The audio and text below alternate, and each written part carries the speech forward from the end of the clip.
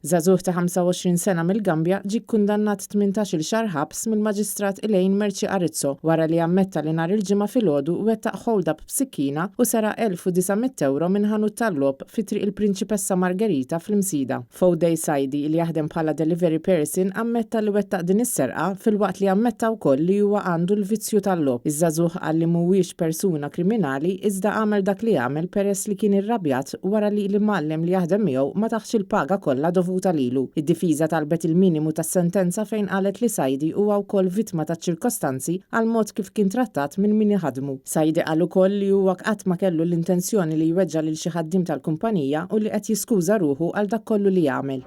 Quddiem il-Maġistrat Estrid Mejgrima, Albert Mark Sammut, manager ta' Transport Malta, iddeskriva kif l-uffiċjal ta' Transport Malta Clifford Mikallef kien ossessjonat fuq kollega tiegħu, impjegata li Mikallef huwa akkużat li ta' fastidju. Mistoqsi kif kien jaf li l-imputat, Sammut qal li kien ħadem miegħu fl-Uffiċċju tas-Sigurtà tal-Port fi Transport Malta f'Ħallija u lejn l-aħħar tal-2021 innota li Mikallef kien spiċċa ossessjonat, tant li l-akkużat kien saħansitra jmur fil-post fejn il-vittma taħdem part-time.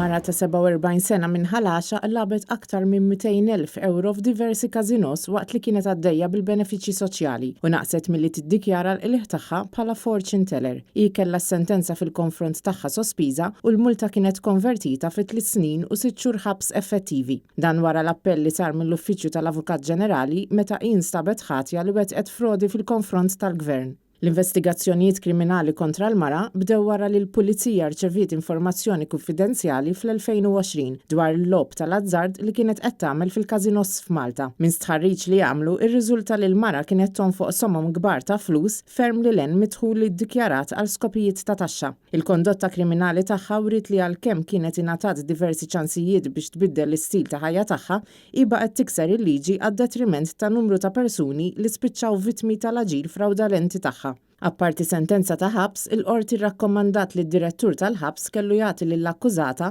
l-għajnuna kollha meħtieġa fid-dawl tal-kundizzjoni mentali tagħha.